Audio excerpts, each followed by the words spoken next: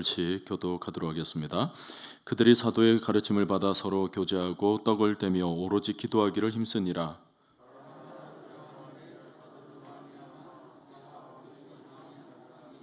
믿는 사람이 다 함께 있어 모든 물건을 서로 통용하고 날마다 마음을 같이하여 성전에 모이기를 힘쓰고 집에서 떡을 떼며 기쁨과 순전한 마음으로 음식을 먹고 하나님을 찬미하며 또 온 백성에게 칭송을 받으니 주께서 구원받는 사람을 날마다 더하게 하시느니라. 아멘. 할렐루야. 서로 인사를 나눕시다. 사랑합니다. 축복합니다. 인사를 나눕시다.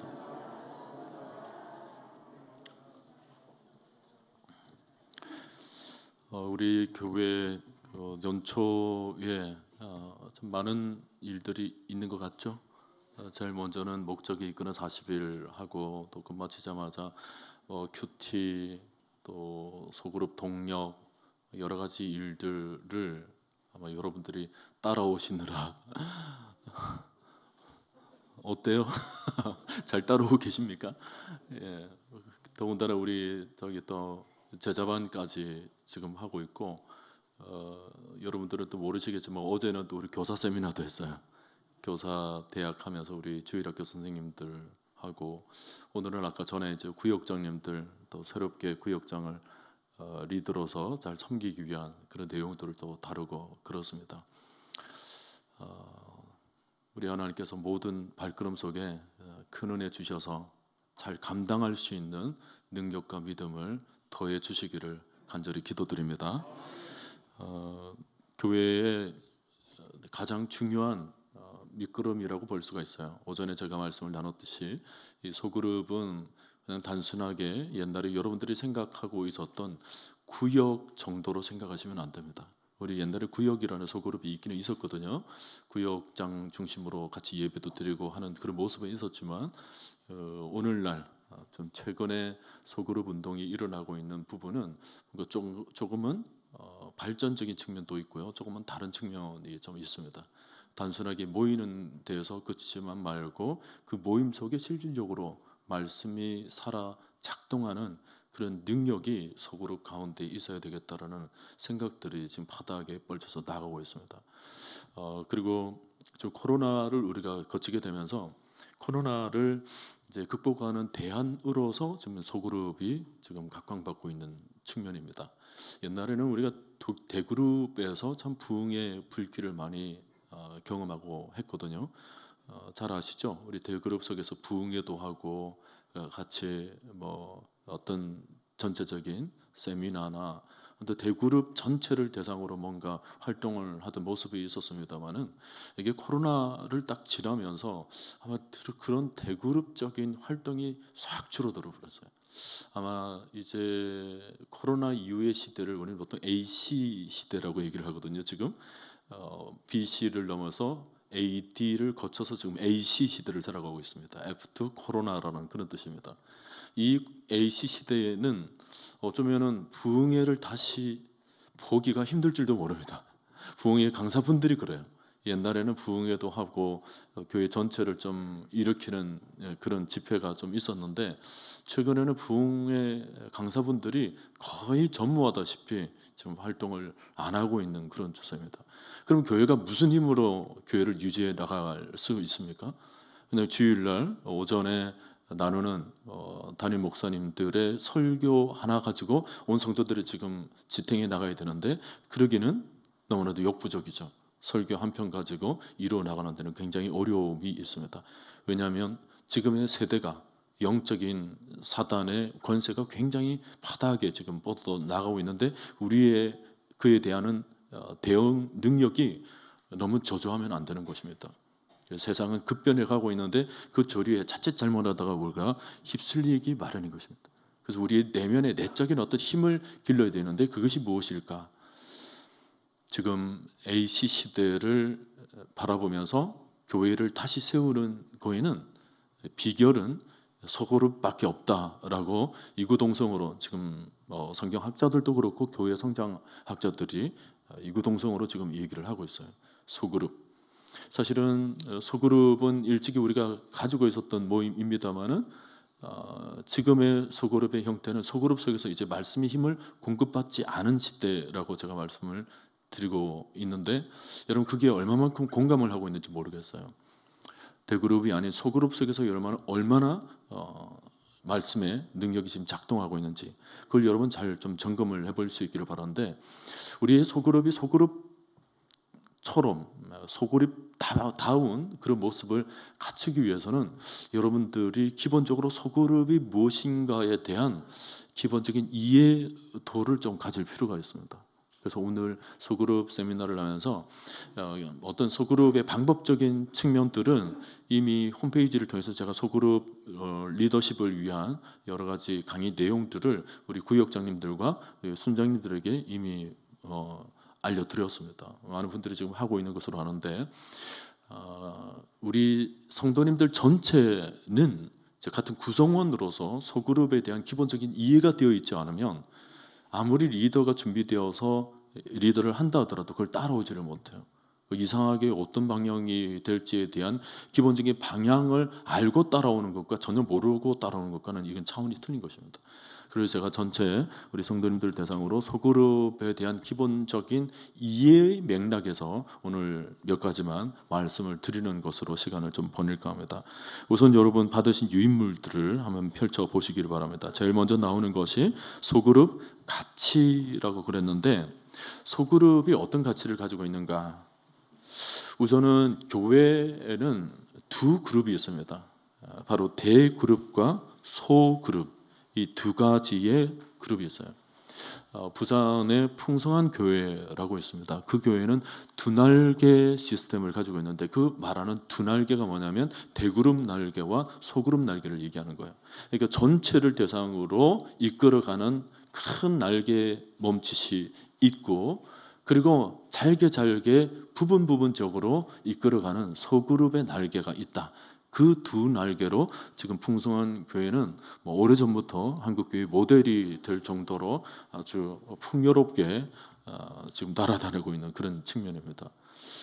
소그룹에 대변되는 말이 이제 대그룹인데, 지금까지는 여러분 대그룹 중심으로, 다시 말하면 설교 중심으로 여러분들께서 신앙생활을 해왔다면, 이제는 소그룹에 눈을 뜨셔야 돼요. 소그룹 속에서 내가 어떻게 신앙생활을 영위해 나갈 것인가에 대해서 여러분들이 관심을 가지셔야 됩니다. 한번 따라서 하세요. 소그룹은 목회의 핵심 도구다.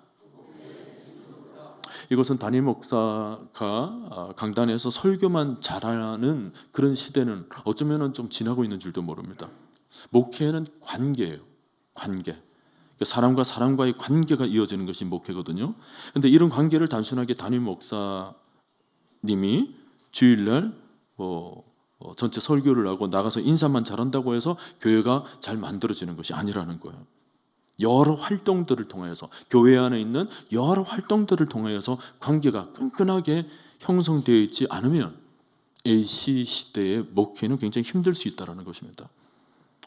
예를 들어서 모여서 꿈을 나눈다든지, 모여서 교제를 나눈다든지, 혹은 모여서 성경의 의미들을 나눈다든지, 혹은 모여서 간증을 나눈다든지, 이런 시간이 필요하다는 거예요. 소그룹 속에서 서로 단순하게 얼굴을 보고 그냥 침묵하는 수준이 되어서는 안 돼요. 그 안에서 깊은 영적인 교제가 일어나야 되는 것입니다. 소그룹이 왜 중요하냐? 성도들끼리 서로 관계를 맺도록 하는 것이기 때문에 굉장히 중요하죠. 절대로 관계는 이런 예배를 통해서 만들어지지 않습니다. 제가 오전에도 그랬듯이 여러분들 서로를 바라보며 사랑합니다, 축복합니다라는 말 한마디로 관계가 형성됩니까? 힘들어요. 어려워. 그냥 잠깐 인사는 나눌 수 있지만 깊은 대화를 나누는 데는 턱없이 부족한 시간일 수밖에 없습니다. 그런 관계는 어디서 만들어지냐? 소그룹 속에서 만들어지는 거예요. 아마 어쩌면 주일날 제가 강단에서 말씀을 전하는 메시지보다 어떤 의미에서는 여러분들이 식사 시간이나 주일날 곳곳에서 삼삼오 모여서 나누는 말마디가 어쩌면 더 크게 여러분들의 영적 생활에 영향을 줄 수 있어요. 말씀은 나쁜 말씀이 제가 볼 때는 없는 것 같아요. 주일날 오전 예배에 모든 교회 홈페이지를 다 들어가 보면 다 좋은 말씀입니다. 그런데 왜 교회가 머물러 있는 것처럼 되어 있습니까?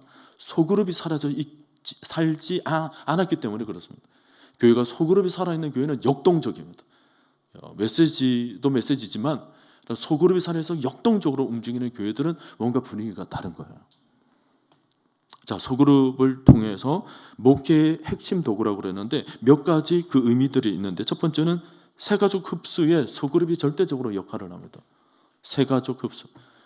예를 들어서 우리 교회 새가족 분이 오셨을 때 그 새가족을 정말 정착시키는 데 있어서 절대 대그룹이 감당하지를 못해. 전체석에서 축복성을 한번 부른다고 해서 그분이 잘 정착할 것 같습니까? 그렇지가 않아요. 소그룹으로 즉각적으로 연결이 되어서 그분을 긴밀하게 뭔가 끌어주고 당겨주고 또 위에서 기도해 줄 수 있는 그 영적 거리가 형성이 되어 있지 않으면 새가족을 흡수해내기가 굉장히 어려워요.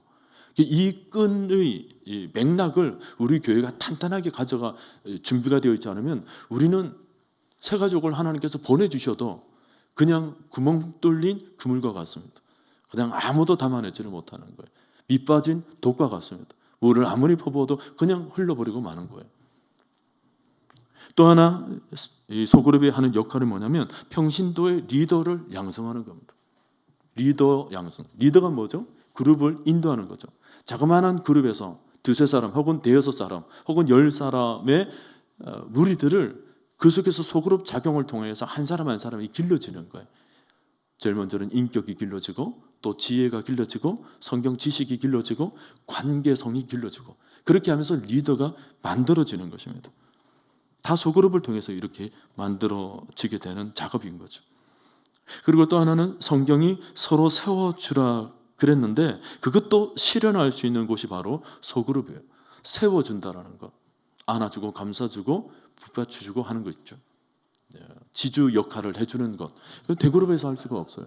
아무리 이 자리에서 여러분들에게 메시지를 전해도 서로가 서로를 세워주는 일은 소그룹 속에서 일어나는 것이지 대그룹 속에서 일어나지를 않아요. 그러므로 소그룹은 목회의 핵심 도구라고 말할 수가 있어요. 이것은 우리나라뿐만 아니라 전 세계 교회들이 다 내세우는 이론입니다. 특히 지금 미국의 교회들이 소그룹 사역의 비전들을 보면 아주 역력히 드러나고 있습니다. 오전에 제가 말씀드린 것처럼 윌로우 크릭 교회, 아무도 혼자서 있게 하지 않는 교회가 될 것이다. 혼자 머물고 혼자 신앙생활을 하는 그런 사람이 한 사람도 없도록 만들겠다는 거예요. 미국은 우리보다 훨씬 개인주의화되어 있습니다. 서로가 서로에게 뭔가를 관심을 가지는 것이 어떤 면에서는 신뢰를 할 정도로 자기의 프라이버시를 굉장히 강조하는 그런 문화를 가지고 있는데도 불구하고 지금 교회 안에서는 이 소그룹으로 모든 것을 오픈하는 그런 교회 분위기가 지금 만들어지고 있다는 거예요. 이미 만들어져서 지금 교회 전역에 미 전역에서 지금 이미 지금 정착 단계로 좀 흘러가고 있습니다. 세들백 교회도 목적이 이끄는 교회, 무슨 목적을 내세우는 겁니까? 소그룹들이 다 목적들을 가지고 있어요. 천막교회라고 그랬죠. 곳곳에서 그 나름대로의 목적들을 다 세워서 그 목적을 붙잡고 소그룹이 역동적으로 움직이는 철학을 가지고 있습니다.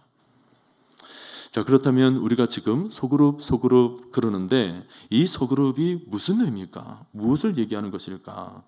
소그룹의 개념을 한번 보도록 하겠습니다. 소그룹이란 기본적으로는 순위라든지 세율이라든지 무슨 조, 구역, 속해, 지파, 소그룹, 작은 교회 이런 얘기들을 하죠.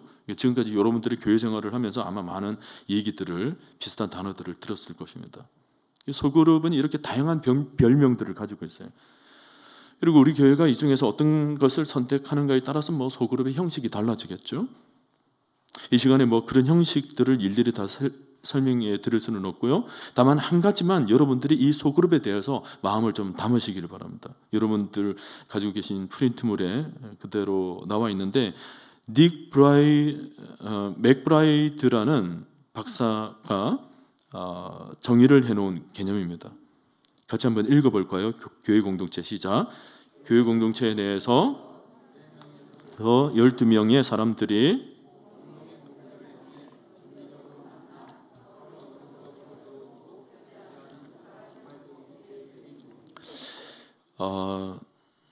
이 개념 안에 소그룹이 무엇인지에 대한 깊은 의미와 또 소그룹을 어떻게 만들어 갈 것인가에 대한 골격이 이 개념 안에 다 들어가 있습니다.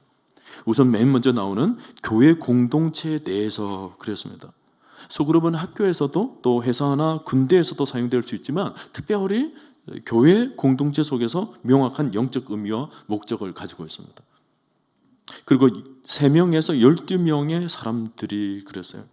그룹의 크기를 말하는 건데 뭐 이보다 훨씬 많은 숫자도 모일 수는 있겠지만 한 12명 이상이 되면 상호 관계를 유지해 나가기가 굉장히 어렵게 됩니다. 점점. 그래서 소그룹은 많아도 한 12명 정도까지로 두고 편성을 하는 것이 굉장히 좋습니다. 그 밑으로 내려가면 내려갈수록 사실은 더 좋을 수 있어요. 3명, 4명이 더 좋을 수 있습니다. 긴밀한 관계를 더 형성할 수 있기 때문에.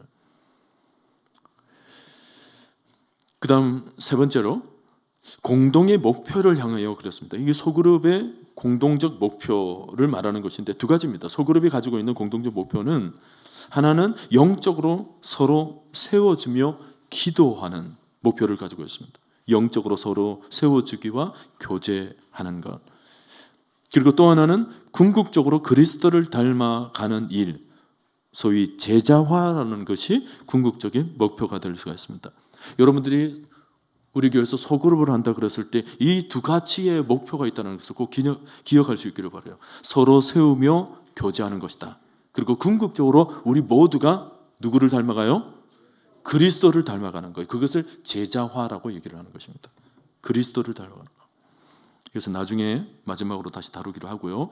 그 다음 네 번째로 정기적으로 만나라는 말에 유념하십시오. 그렇죠? 소그룹은 구체적인 시간과 장소를 정해놓고 정기적으로 만나야 하는 것입니다. 구체적으로 시간과 장소를 정한다라는 것도 의미가 있습니다.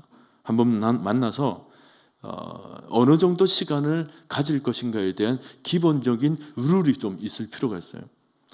여러분들이 소그룹을 한다고 해서 소그룹 리더가 소그룹 구성원들을 앉혀놓고 리더를 하는데 1시간 반 내외 혹은 길어야 2시간을 넘기는 것은 사실은 별로 좋지는 않습니다. 한 1시간 반 내외로 소그룹을 조금 정리를 해서 끝마쳐 주시는 것이 좋습니다.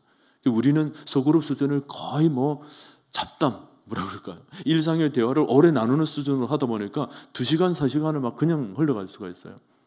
소그룹 구성원이 교회 안에서 소그룹을 한다 그랬을 때 어느 정도 시간을 정해줘야 구성원들이 편안하게 참여할 수가 있어요. 근데 그런 정한 시간이 없이 그냥 소그룹 참여했더니 원래는 1시간 반짜리 정도로 생각하고 왔는데 소그룹 리더가 그날 아주 열변을 통하는 겁니다. 뭐 이런저런 간증도 하기도 하고 이런저런 막 설교 같은 얘기도 하기도 하고 그래가지고 3시간, 4시간을 훌쩍 넘기는 거예요. 그러놓고 소그룹 리더는 집에 가서 그런 얘기를 해요. 여보, 나 오늘 소그룹 했는데 우리 소그룹 정말 은혜가 넘쳤어. 사실은 자기 혼자 은혜가 넘쳤어요. 자기 혼자서 리더로서 많은 얘기들을 하고 왔는데 자기는 은혜가 넘치는 거예요. 근데 소그룹 구성원들은 그 자리에 앉아가지고 뭐예요? 이게 언제 끝마치나 그러고 있는 거예요. 그렇죠? 그래서 다음 주에 또 모임을 가질 때는 소그룹 구성원들이 걱정을 하는 거예요. 우리 리더가 은혜 받을까 봐. 은혜 받아가지고 몇 시간 끌까 봐. 그래서 소그룹, 교회 안에서 소그룹을 할 때는 정한 시간을 좀 가질 필요가 있어요. 1시간 반이면 1시간 반 딱 정해놓고 그 시간 안에 끝마쳐 주는 것이 좋습니다. 구체적인 시간, 정기적으로 만난 의미 속에서 여러분 꼭 기억할 수 있길 바라고, 또 그 다음에 서로라는 이 상호작용, 서로입니다. 서로.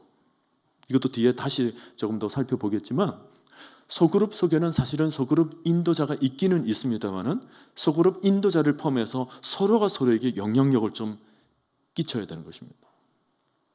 뒤에 다시 다루도록 하겠습니다. 그 다음에 영적으로 세워지고 그랬습니다. 교회 소그룹 모임의 성격이 그렇다는 것입니다. 단순하게 뭐 음식 나누려고 모이는 것이 아닙니다. 뭐 커피 한 잔 나누려고 모여 있는 것이 아닙니다. 영적으로 세워주는 일이 필요한 것입니다. 이 교회 소그룹이 세상과 다른 점이에요. 영적으로 세워주는 일. 자, 그 다음에는 교제하는 이라는 말을 주목하십시오. 교제, 이를 코이노니아입니다. 교회 안에서 아름다운 영적 교제가 일어나야 되는 거예요. 우리가 오늘 오전에 다룬 말씀에서 우리의 반석은 누구시라고 그랬죠? 예수 그리스도예요. 예수 그리스도 곧 하나님이 우리 모임의 중심이 되고 기초가 되는 것입니다. 그래서 소그룹 모임 속에서 여러분들이 얘기를 할 때, 언어를 나눌 때 가능한 주어를 하나님이라는 말로 두는 것이 굉장히 유익합니다. 하나님이 우리 모임을 어떻게 하고 계실까? 하나님께서 집사님에게 그런 은혜를 주셨군요. 하나님이 우리 모임 가운데 하나님이 주어를 하나님이라는 뭐라고 할까요? 주권적 반석을 여러분이 두시고 소그룹을 하시면 그 모임이 굉장히 영적으로 이끌어갈 수 있다는 것을 경험하게 될 것입니다. 그 다음에 자발적이고 그렇습니다. 소그룹은 억지로가 안 해요. 자기 스스로 내가 좀 나가봐야 되겠다라는 생각이 들어야 되는 것입니다. 이게 쉽지는 않아요. 소그룹 모임을 하는데 누군가가 좀 참석을 해줘야 돼서 그분이 오기를 바라는 마음으로 자주 전화도 하고 또 요청도 하기도 하는데 그분이 오지 않는다면 조금 기다려 주실 필요가 있습니다. 기다려 주시. 대신에 자발적이라는 모임이 기본적으로 그런 분위기가 필요하다는 것을 좀 기억할 수 있기를 바라고요. 그 다음에는 계획적인 모임입니다. 순장이나 구역장님들, 소그룹 리더들은 철저하게 계획을 세우는 것이 필요해요. 빈틈없이 소그룹을 인도해 나가야 되는데 그 계획을 세운다는 것은 어떤 소그룹 속에서 어떤 문제들을 주어진 교재가 있어서 그 교재를 다룸에 있어서 어떤 얘기들로 이끌어 나갈 것인가에 대한 기본적인 흐름을 머릿속에 그리면서 소그룹을 인도하셔야 됩니다. 그래도 보통 인도자의 마인드맵이라고 얘기를 하는데 우리가 학교에서 학교 선생님들 특히 초등학교 같은 경우에는 지도 교환이라는 것을 쓰게 됩니다. 지도 교환은 어떤 학습 목표에 따라서 어떤 질문들, 그걸 발문이라고 얘기를 해요. 어떤 것들을 질문을 하면서 학습 목표에 다다를 것인가에 대한 기본적인 계획을 세우는 것이 학습 지도안입니다. 이 소그룹 인도자들은 머릿속에 그 정도의 세세한 플랜은 아니지만 어떤 문제가 4개의 문제가 있다 하더라도 4개의 문제에만 그치는 것이 아니라 어떤 문제들을 조금 더 추가적으로 보조 질문을 만들 것인가에 대한 기본적인 계획을 여러분들께서 세우실 필요가 있습니다. 사실 이 얘기는 우리가 소그룹 리더를 하고 있는 순장님들과 구역장님들이 모여있는 자리에서 제가 드릴 내용이지만 제가 오전에 말씀드린 것처럼 지금 우리 교회를 다니고 있는 모든 성도님들의 전군의 간부와 우리 모든 성도님들은 장차 나중에 소그룹 리더가 될 것이라고 생각하고 제가 미리 성도님들 전체를 대상으로 이 말씀을 드리는 것입니다. 조금 더 구체적이면 여러분 주보를 한번 펴보시길 바랍니다. 주보에 펴보시면 제 3면에 말씀이 함께하는 삶이라는 기본적인 틀이 아마 있을 겁니다. 이것은 오늘 오전에 나눈 설교 말씀을 토대로 4가지의 소그룹을 나눌 수 있는 질문들을 뽑아드렸습니다. 완벽한 것은 아니지만 제가 말씀을 준비하면서 이러이러한 질문들을 가지고 소그룹을 인도해 나갔으면 좋겠다라는 맥락으로 4가지 질문을 여러분들에게 드리고 있습니다. 참고로 이 질문을 잘 섭렵하기 위해서 여러분들에게 필요한 것이 뭐냐면 날마다 솟는 샘물에 큐티 훈련을 하는 겁니다. 기본적으로 4가지 질문을 제가 뽑을 때는 제일 먼저 1번 질문은 관찰 질문을 최대한 찾으려고 그래요. 근데 참고로 주보에 대한 내용에서 관찰 질문은 제가 생략하는 편입니다. 왜냐하면 제가 주일날 오전에 이미 설교로 다 관찰시켜 드렸기 때문에 다시 관찰할 필요는 없는 거예요.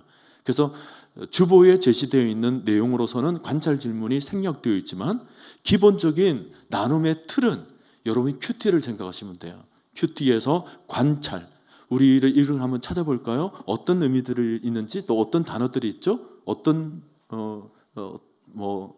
등장인물들이 있죠? 어떤 내용이 있죠? 이런 것들을 기본적으로 제일 먼저 찾아보는 활동이 소그룹의 첫 번째 문제를 다루는 거예요. 그 다음에 두 번째는 이제 연구와 묵상이죠. 조금 더 연구한 내용들을 좀 다루는 것인데 이 부분을 그렇게 어렵게 생각하지는 마십시오. 이 연구한 내용은 인도자가 미리 준비할 수도 있지만 읽기 자료로 준비할 수도 있고 미리 소그룹 구성원들에게 미리 연구할 자료를 과제로 미리 내어도 되는 것이고 또 특별하게 연구를 깊게 가져갈 필요가 없으니까 현재 참석하고 있는 구성원들 중에 누군가가 약간 도움의 말을 얘기하는 것으로 연구와 묵상 그냥 끝마칠 수 있어요. 거기에 머무르지 말고 소그룹 나눔도 그렇고 큐티도 그렇고 가장 중요한 것은 느낌과 적용입니다. 느낌과 적용을 깊이 다뤄야 돼요. 그러니까 소그룹 시간을 예를 들어서 1시간이라고 했을 때 관찰과 연구와 묵상은 10분 안에 끝마치시는 것이 좋습니다. 나머지 시간은 느낌을 다루고 적용을 다루는 것이 중요해요. 예를 들어서 오늘 오전에 주일 말씀을 여러분 들으셨습니다. 주일 말씀을 듣고 난 뒤에 아멘 아멘 하고 일어나고 난 뒤에 여러분들께서 그냥 집으로 돌아가시게 되면 아무도 우리 삶에 반영이 되지 않고 적용되지 않는 채로 그냥 돌밭에 떨어진 씨앗과 같이 될 것입니다. 근데 주일날 오전에 말씀을 듣고 난 뒤에 식사하고 난 뒤에 소그룹이 모이는 거예요. 곳곳에서 모이거나 주일이 여건이 안 되면 평일날에 어떤 한 곳을 지정해서 서너 사람이 같이 모임을 가지는 겁니다. 그러면서 제일 먼저는 주일날 들었던 내용을 가지고 살짝 요약을 나가는 겁니다.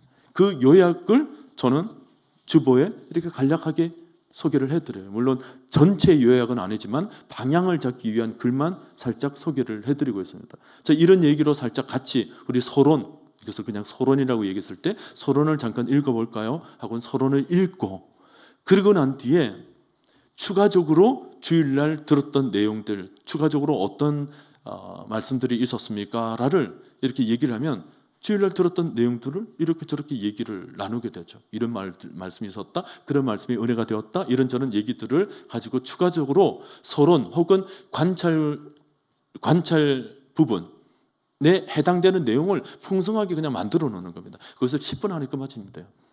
1시간 모임이라 한다면. 그러고 난 뒤에 이제 느낌과 적용으로 들어가는 거예요. 말씀을 들으면서 어떤 느낌이 들었습니까? 말씀 속에서 교회가 지어진다고 그랬는데 어떻게 지어지는 모습인가? 그런 내용들을 질문지로 이미 드렸습니다. 1번과 2번 이런 부분들은 이제 느낌 적용으로 가기 위해서 단계별로 이렇게 문제를 드리는 거예요. 이런 것들을 그냥 문제를 읽으면서 하나하나 그냥 다루는 겁니다. 이것을 인도자도 계획을 하시고 참석하시는 순원들도 미리 그런 틀로 인도가 되어지는가를 기본적으로 알 필요가 있어요. 그게 아니면 앉아서 우리 속으로 뭘 하지? 뭘 나누지? 말씀을 다룬다고 그러는데 어떻게 다루는 거지? 이걸 모르면 우왕좌왕하는 거예요. 모이기는 모였습니다마는 1시간 동안 뭘 하는지 몰라요. 그냥 세상 돌아가는 얘기만 하다가 마치는 것으로 소그룹을 곡해할 수 있어요. 소그룹이 말씀이 이끄는 그룹이 되기 위해서는 꼭 여러분들이 큐티, 지금 날마다 솟는 샘물을 선정해서 큐티를 하는 이유는 사실은 소그룹을 위한 기초가 되기 때문에 그렇습니다. 소그룹이 활성화되기 위해서 이런 말씀에 훈련이 되어 있지 않으면 절대로 소그룹이 왕성하게 일어날 수가 없어요. 실제로 제가 해봐도 소그룹이 기본적으로 잘 되어 있는 교회는 무엇을 해도 다 잘할 수가 있어요. 근데 소그룹 분위기가 되어 있지 않은 교회는 굉장히 교회 전체를 이끌어내기가 굉장히 어렵습니다. 주일날 우리 교회가 어떤 방향으로 나가야 되겠다, 그렇게 하고 난 뒤에 그런 메시지를 주일날 오전에 선포를 했다 칩시다. 그러고 난 뒤에 온 곳곳에서 그 메시지를 붙잡고 이제 우리가 어떻게 이 말씀을 실현시킬 것인가에 대해서 335 모여가지고 모두가 계획하고 느낌을 갖고 적용을 모두가 다 하고 있다고 여러분 생각해 보세요. 그 교회가 얼마나 파워풀하게 일어날 수가 있겠습니까? 그냥 말씀을 듣고 그리고는 뿔뿔이 개인적으로 다 흩어지는 교회와 말씀을 듣고 난 뒤에 식사하고 난 뒤에 교회에서 이제 어떻게 그렇게 살아드릴까에 대해서 정말 긴밀히 같이 모여서 나누고 자기의 삶을 적용시키고 그리고 서로가 기도로 결단하는 교회와 딱 비교를 한번 해보세요. 어느 교회가 힘이 있겠습니까? 저는 우리 교회가 능력 있는 교회가 되기를 바랍니다. 말씀에 능력 있는 교회가 되기를 바랍니다. 말씀에 작동하는 실천력 있는, 실행력이 있는 교회가 될 수 있기를 바랍니다. 그게 소그룹이에요. 말씀 속에서. 그래서 여러분들이 소그룹을 이제 가질 때 이제 각 기관별로 소그룹 리더들이 다 세워져 있을 텐데 소그룹 리더들과 함께 해야 할 활동들이 몇 가지가 있어요.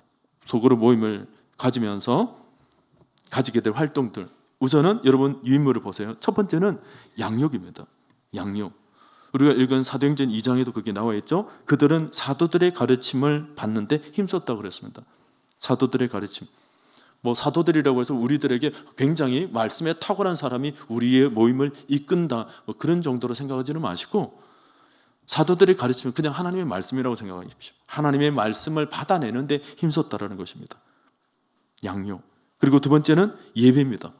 예배라고 했을 때 우리가 지금 공적으로 드리는 예배 스타일을 생각하지 마시고 예배의 요소를 생각하십시오. 여러분, 예배에는 뭐가 있습니까? 찬양이 있죠. 예배는 또 기도가 있습니다. 예배는 말씀이 있고, 또 기도라 하더라도 그 속에는 간구와 감사가 있고, 그런 것들이 있죠.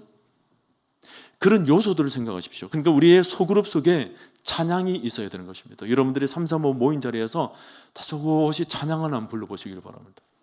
앉아서 모여서 찬양을 나누고, 찬양 속에 처음부터 찬양을 바로 부르지 마시고 찬양의 가사를 먼저 한번 읽어보는 것이 좋습니다.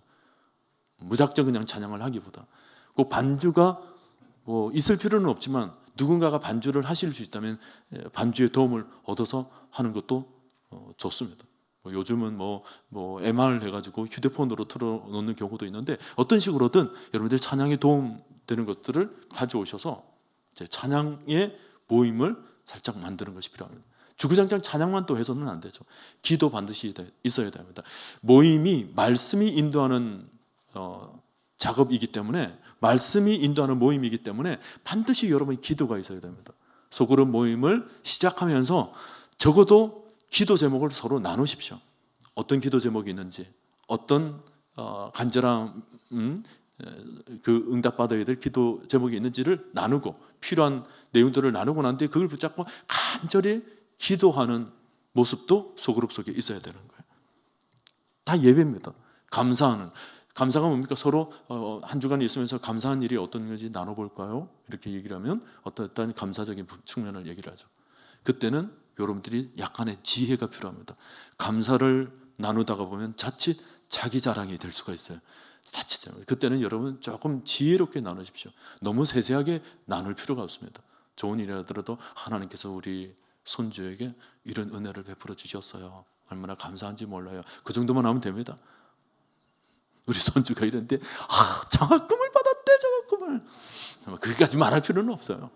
그냥 적당하게 지혜롭게 그냥 감사의 제목들을 나누면서 하나님 옆에 그냥 감사의 기도를 올릴 수 있도록 하면 좋습니다. 이런 것들이 뭐예요? 예배적 요소라는 거예요, 소그룹 속에서. 그 다음에 세 번째는 공동체적 교제라는 것입니다. 공동체적 교제. 이 공동체적이라는 것이 뭐예요? 교회론적인 측면에서의 교제를 말하는 거죠.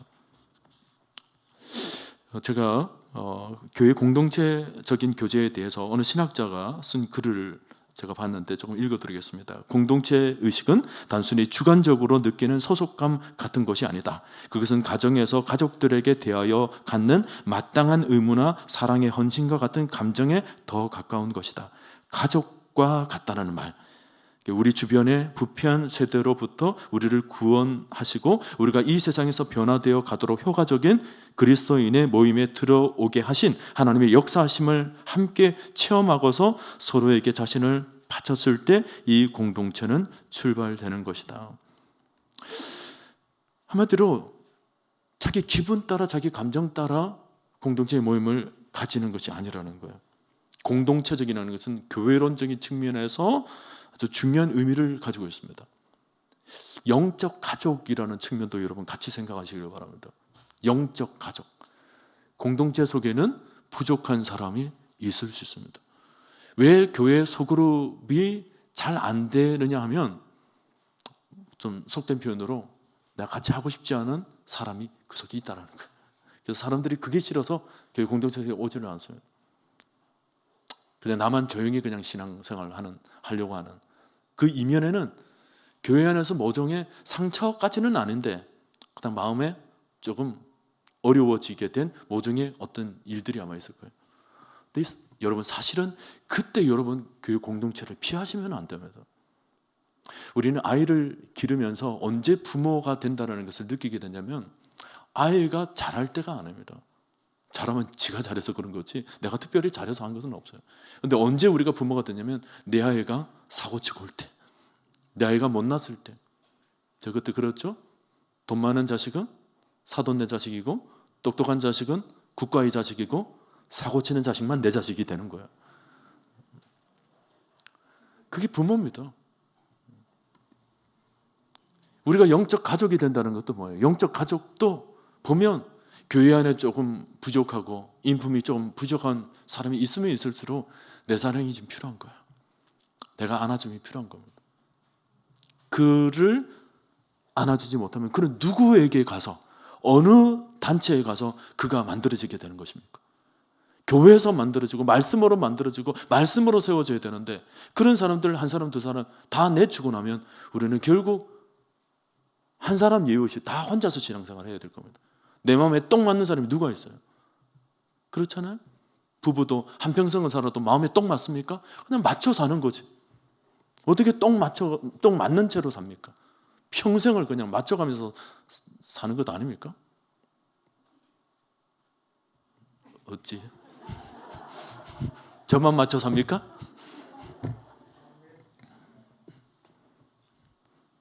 실제로 그렇습니다. 여러분들이 뭐 그런 것들은 기도 제목 삼아 그냥 하나님께 나가는 거죠. 하나님께 좀 부족한 부분이 있다면 그게 기도 제목이 되는 거예요. 그래서 그런 분들이 소그룹 안에서 만들어지도록 우리가 뭐 어떤 연장들이 되는 거예요. 격려하고 기도하고 말씀을 주고. 그래서 그분이 점점 세워지는 일을 해야 되는데 오늘날 교회가 그걸 안 하는 거예요. 딱 보고 싫다 그러면 다 떠나버리는 거예요. 함께 안 한다 그러고 그래 버리는 거예요. 여러분, 제가 권면 드립니다. 우선은 그런 분이 나 스스로가 되지 않도록 여러분 스스로 좀 인격을 좀 다듬으시길 바랍니다. 내가 그런 사람, 그런 대상이 되지 않도록 여러분께서 말 한마디도 좀 잘 하시고, 교회 안에서 정말 말 조심하셔야 됩니다. 말 잘하셔야 돼요. 이 지혜가 좀 있어야 돼요. 내 감정대로 함부로 막 말씀하지 마시고 여러분 영혼에 성령을 가득 채우시길 바랍니다. 그래서 우리는 말을 하더라도 성령께서 말씀하시는 것처럼 해야 서로가 서로에게 상처를 주지를 않아요.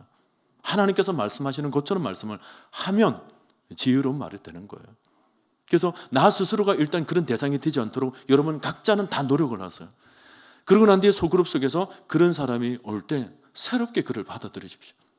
우리 교회처럼 전통적으로 오랜 그런 함께함의 시간들을 보내온 교회일수록 소그룹의 틀은 잘 되어 있습니다. 친밀감이 다 있으니까. 근데 소그룹이 잘 일어나지 않는, 실질적인 영향력이 있는 모습이 일어나지 않는 이유가 뭐냐면 이 사람을 옛모습 그대로 바라보는 거예요. 제 집사님, 이 제 집사님이 커나는 과정을 내가 다 쳐다봤어. 몇십 년을 내가 쳐다봤는데 집에 숟가락이 몇 개 있는지도 알고, 그리고 어떤 살면서 청년 시절에 어떤 실수를 했는지도 알고, 이러니까 소그룹 속에서 뭔 얘기를 하는데 새로운 게 없는 거예요.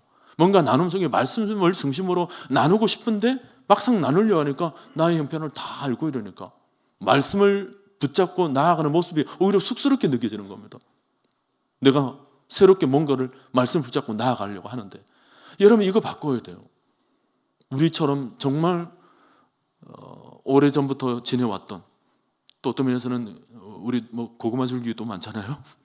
서로 잘 알고 성심만 같으면 왠지 모르게 연결되어 있을 것 같은 그런 모종의 분위기가 있잖아요. 그럴 분위기일수록 새로운 눈으로 서로를 바라봐주는 눈이 정말 필요합니다. 아멘 하십시오. 이때는 새로운 눈으로 바라보셔야 돼요. 이게 서로를 바라보면서 지난주에 봤던 권사님, 지난주에 봤던 집사님의 눈으로 바라보지 마시고 일주일 동안 하나님께서 만드셨잖아요. 일주일 동안 말씀으로 이분을 만드셨잖아요. 그럼 새롭게 바라봐줘야죠. 자녀들도 새로운 눈으로 늘 바라보는 거예요. 아유, 우리 민철이 오늘도 새로워졌구나. 내 자식이지만 커나가는 과정을 내가 다 봐왔지만 오늘 새롭게 바라보는 눈이 필요한 거예요. 그래야 아이들이 숨통이 트여지는 거예요. 우리도 마찬가지고 서로를 바라보면서 새롭게 바라보는 거예요. 지난주에 봤던 권사님, 지난주에 봤던 장님 모습이 아닌 하나님께서 새롭게 창조하신 모습으로 딱 바라보면서 놀라는 거예요. 새로워졌네? 한번 해볼까요? 우리 서로를 바라보면서 조금 지금 바로 보지 마세요. 또 놀랄 준비를 하시고 마음의 준비를 하세요. 그러고는 옆에 바라볼 때는 좀 깜짝 놀라셔야 돼요. 깜짝 놀라면서 새로워졌네? 아까하고 또 다르네? 한번 해봅시다.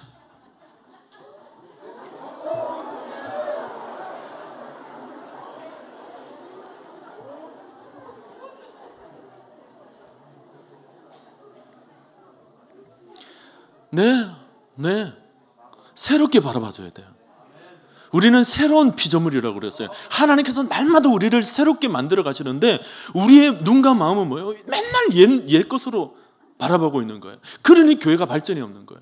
새로움이 없는 거예요. 새로운 영이 작동하지를 않는 거예요. 그게 문제죠. 소그룹을 할 때, 이건 대그룹도 마찬가지지만 교회가 정말 새로워지려면 늘 새롭게 바라봐주는 눈과 마음이 있어야 되는 거예요. 아멘이죠? 이제 다음 주부터 여러분 다시 올 때는 항상 새롭게, 아이고 권사님 이렇게 달라졌네, 아유 이렇게 젊어졌어 더 젊어졌어. 새로울게 사는 게 아멘이죠? 내가 꼭 그런 운동이 일어나야 돼요. 그게 공동체적 교제라는 것입니다. 이 교회론을 바탕으로 말씀을 중심으로 교제를 하는 것은 세상의 교제하고는 다른 거예요. 세상에 새로워질 것이 뭐가 있어요? 세상 사람들이 새롭게 바라보는 눈을 어떻게 가질 수가 있어요? 근데 교회는 가질 수가 있어요. 왜? 우리에게는 하나님이 계시니까. 우리를 깎고 다듬어 가시는 하나님이 계시니까. 우리는 죽을 때까지 깎고 다듬어질 거예요. 아멘입니까? 60, 70 되면 이제 굳어졌다. 아니에요. 하나님이 부르시는 그날까지 영광에서 영광으로 변화되어 간다라고 목자 이끄는 41대는 말씀을 나눴잖아요. 여러분 계속 영광으로 변화되어 가는 거예요. 아멘입니까? 영광으로 변화되어 가는데 우리의 마음과 눈이 머물러져 있으면 안 돼요. 나도 영광에서 영광으로 변화되어 가고, 그래서 나 자신도 항상 새롭게 바라봐야 돼요. 내일 월요일날 딱 일어나서는 세상 사람들은 월요병에 찌들어가지고 아이고 오늘 어떻게 할까 이렇게 하면 여러분들은 딱 일어나서 할렐루야, 하나님이 오늘 새 날을 주셨습니다, 새 영을 주셨습니다, 새 육신을 주셨습니다. 젊다 젊음. 어찌 여기는 아멘 안 하십니까? 젊게 일어나는 거예요. 예? 그렇잖아요. 성경에 무드셀라나 성경에 기록되어 있는 969세 사는 사람들에 비해서 여러분 얼마나 젊어요? 100년도 안 살았으니까 얼마나 젊어요? 젊게 사는 거죠. 그게 뭐예요? 영적으로 새로움을, 나 자신에 대해서 또 새로움을 딱 가지고, 그리고 교회 올 때마다 또 성도들에게 새로운 눈으로 바라보는 거예요. 옛날에 아유 저 집사님 나한테 무슨 말 한 줄 알아? 아유 내가 그거 생각하면 내가 아직까지 가슴이 쓰려. 그건 세상 사람들이나 하는 얘기예요. 날마다 새롭도다. 그런 거 다 잊으세요 여러분. 아멘입니까? 옛날에 나한테 상처 줬던 거, 이런 거 저런 것들을 안고 살아봐요. 자기만 병들지. 마음에 병이 생기면 몸에 병도 생기는 거예요. 암덩어리가 떨어져 나갈지어다 제가 기도를 하잖아요. 그러려면 여러분 영혼에도 하나님을 딱 붙잡고 아멘 하면서 옛것아 사라져라, 암덩어리가 사라져라, 내 영혼의 암덩어리가 떨어져 나갈지어다. 우리 교회도 암덩어리가 다 떨어져서 모두가 새살로 하나님 설교하여 주시옵소서. 그래서 서로가 서로를 새롭게 바라보는 거예요. 옛것은 다 지나갔으니 보라 새 것이 되었도다. 새 눈으로 바라보는 거예요. 권사님 새로워요. 새 권사님이라고 생각해 보세요. 새 권사님이라고, 새 장로님이라고 생각을 하세요. 새 신랑이라고 생각해 보세요. 그래서 모두가 다 그런 눈으로 바라보면 우리 교회 새로워질 줄로 믿습니다. 이게 공동체적 교제예요. 소그룹이 딱 모였을 때 서로가 서로를 그런 눈으로 바라봐야 돼요. 그런 눈으로. 아멘이죠? 박수 한번 치고 싶다고요?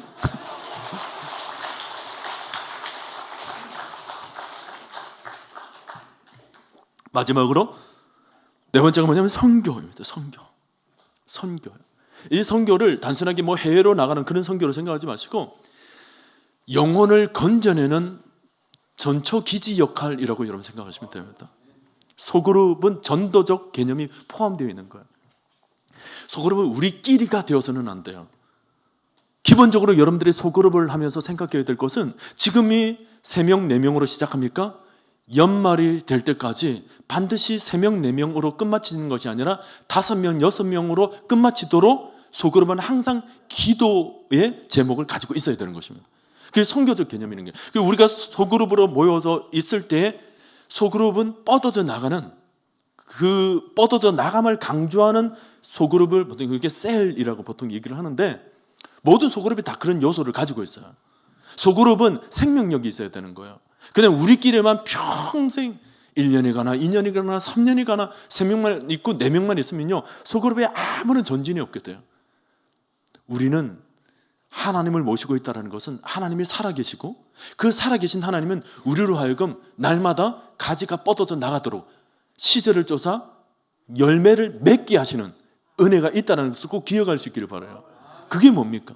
생명력 있는 소그룹, 영혼을 흡수시키는 그 능력이 있어야 되는 거예요, 소그룹 속에서. 그래서 소그룹 서너 분이 항상 어떤 대상을 놓고 같이 기도하는 그 기도의 중보 대상이 꼭 있어야 돼요.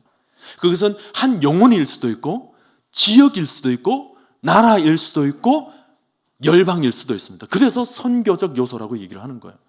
소그룹 서너 명이 있지만 꼭 영혼을 놓고도 기도를 하지만, 동시에 예를 들어서 지금 어떤 어려움을 당하고 있는 어떤 열방에 있는 모 나라를 놓고 우리 같이 기도합시다라는 그 기도 제목도 소그룹 속에 있어야 되는 거예요. 골방에서 열방으로 뻗어져 나가는 모습이 소그룹 속에 있어야 되는 거예요. 아멘입니까? 이런 여러 요소들이 소그룹인데, 이런 소그룹의 성경적 근거는 다양합니다. 소형에서 삼위일체 하나님도 소그룹 활동이었고, 유대 공동체도 소그룹 속에 활동을 모임을 가지고 있었어요. 안쪽입니다. 여러분 다시 보시면 성경적 근거 3페이지에 뿐만 아니라 예수님의 공생의 사역 속에서도 철저히 소그룹 중심으로 나오고 있고요. 그리고 초대교회 역사도 보면 소그룹 속에서 가정교회를 통해서 소그룹을 뻗어져 나가는 것을 볼 수가 있어요. 이런 모습들 여러분 그냥 참고를 하십시오. 결국 뭐냐, 성경 속에서 서로라는 말을 굉장히 많이 사용하고 있다는 것을 여러분 놓치시면 안 돼요. 서로, 우리 주님도 그랬죠. 서로 사랑하라 그랬어요. 서로 주와 선생이 되어 내가 발을 씻긴 것처럼 너희가 서로 섬기는 것이 마땅하니라 그랬어요.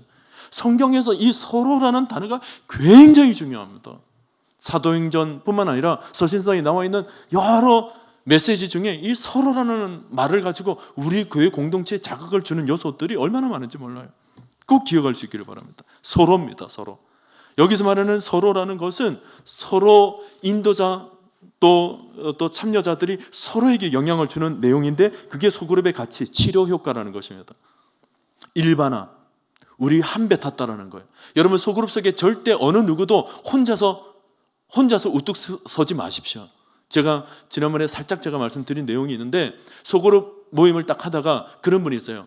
우리가 기도에 대해서 얘기를 하는데, 기도 여러분 요즘 기도 생활이 어떻습니까? 그랬더니 어떤 권사님이 말이야 요즘 내가 기도빨이 붙어가지고 기도가 얼마나 잘 되는지 몰라. 기도만 하면 하나님께서 응답해 주시네. 이야, 기도 제목 있으면 나한테 얘기를 해. 그렇게 얘기를 해요. 그 순간 뭐가 됩니까? 그 권사님은 기도 짱, 나머지는. 그래서 소그룹이 그렇게 되면 안 되는 거예요. 그렇게 되면 늘 기도 얘기 나올 때마다 자기만 우쭐대는 거예요. 그렇게 되면 안 되고, 소그룹은 그런 자리에서 기도가 지금 잘 된다 하더라도 항상 대짚는 질문이 뭐냐면, 그럼 언제부터 그렇게 기도 생활을 잘하게 됐습니까? 라고 물어요. 그러면 내가 2년 전에 부흥회를 참여했는데, 혹은 2년 전에 어떠한 일이 있었는데 하나님께서 응답해 주시는 것을 체험하게 되면서부터 기도가 중요하다는 것을 내가 알게 되었고, 그때부터 내가 이 기도가 정말 잘 되게 되어서 기도 생활을 잘할 수 있었어. 그럼 그전에는요, 그전에는 내가 형편없었지. 그렇군요.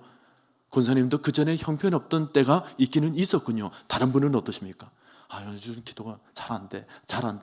그래요? 그럼 권사님 어떻게 하니까 그것을 극복할 수 있었는지 조금 더 구체적으로 얘기를 해주실 수 있습니까?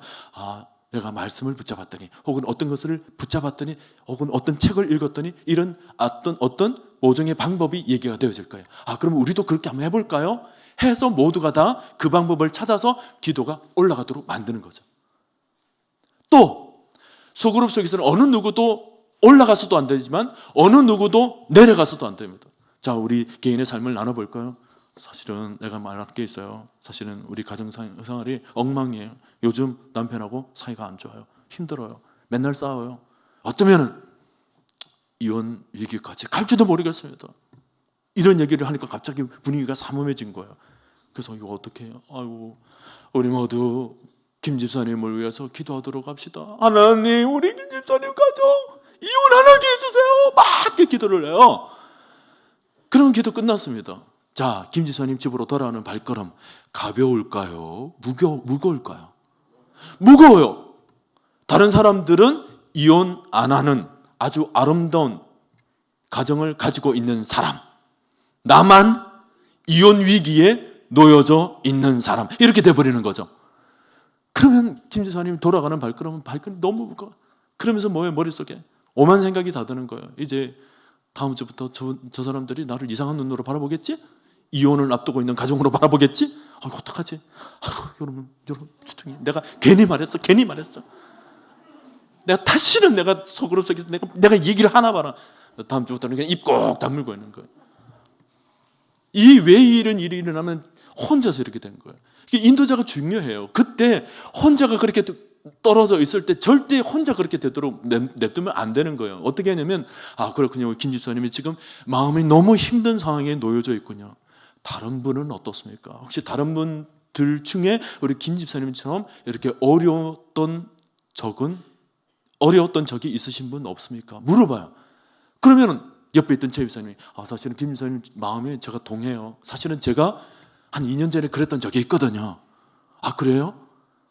또 다른 분은요? 옆에 있던 박 집사님이 그래요.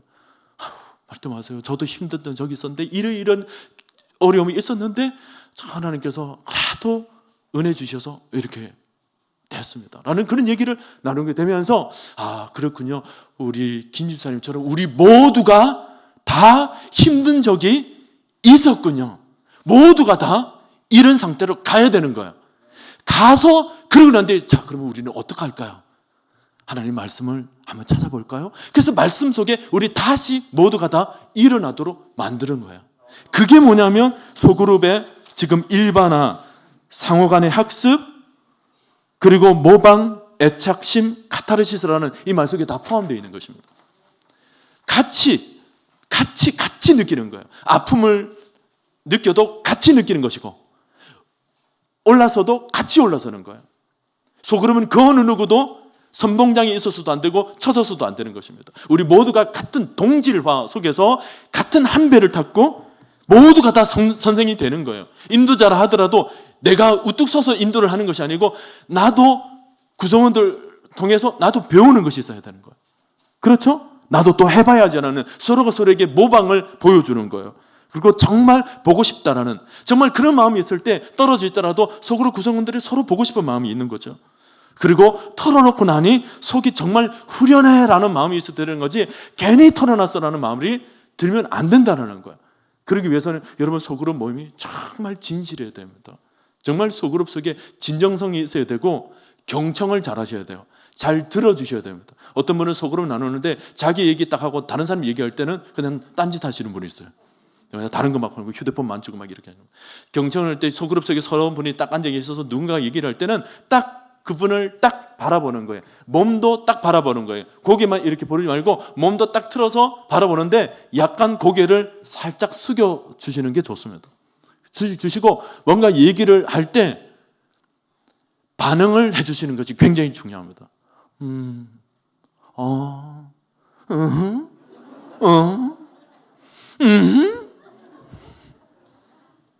반응이 있어야 돼요. 반응이. 설교도 반응이 있어야 잘 되는 거예요. 설교를 하는데 무슨 팔굽혀펴기 가빠이 하는 것처럼 있어 보세요. 다음에 한 번씩 저와 같이 설교를 한번 교대를 한번 해보세요. 얼마나 그게 힘드는지. 성도들이 아멘 하고 좀 시접잖은 얘기를 하려도 으하하 웃어줘야 맥락이 지지. 무슨 저런 싱거운 소리를 했어요. 그래 봐요. 이게 설교 진도가 나가지는지. 성도들이 이곳 곳곳에서 아멘, 아멘, 아멘 해야 성령께서 그냥 임해 주셔서 설교의 입술도 좀 붙잡아 주시고 그래서 아멘, 아멘 하면서 전군에 나가는데 우리 교회는 참 감사해요. 아멘 잘하시는 상남자들이 계셔서 너무 감사해요. 근데 여자분들 좀 분발하세요. 좀 분발하세요. 여자분들 왜 그래요? 주눅 들어서 그런 건 아니죠? 아니면 남자분이 워낙에 크게 해서 그냥 조용히 하는 건 그것도 아니죠? 한 번은 우리 상남자 분들 조용히 한번 해보세요. 저분들 아멘 하시는지. 여러분 이 강단에 누가 서든지 여러분 아멘 아멘 하세요. 아멘 아멘 하세요. 아멘이죠? 아멘 아멘 해주세요. 그게 설교자에 대한 격려입니다. 격려. 아멘 아멘. 맞습니다. 그렇게 하다 볼 때 성령이 우리 교회 공동체 가운데 임하는 거예요. 여러분 교회 되는 교회 가보면 딱 특징이 있습니다. 말씀 들을 땐 성도들이 아멘 아멘 하고요. 찬양 부를 때는 막 일어나가지고 찬양하는 분도 있고요. 기도할 때는 왈랄랄랄랄랄랄랄라 되는 교회 특징이에요. 그런 교회는 마귀가 들어왔다가도 한 길로 들어왔다가 7길로 도망가 버리는 거예요. 우리 교회가 되는 교회가 되려면 그런 모습을 찾아가야 되는 거예요. 제가 한꺼번에 찾으면 조금 이상할까 봐 요즘은 조금씩 찾아가고 있어요. 조금씩 훈련하고 있는데 여러분도 조금씩 익숙해지십시오. 새벽 기도 때도 조금씩 말을 좀 이렇게 하나님께 대화하듯이 좀 하시고 특히 금요철야 때는 여러분 다 나오세요. 금요철 나와서 제가 특별히 방송실에다 그런 얘기를 했어요.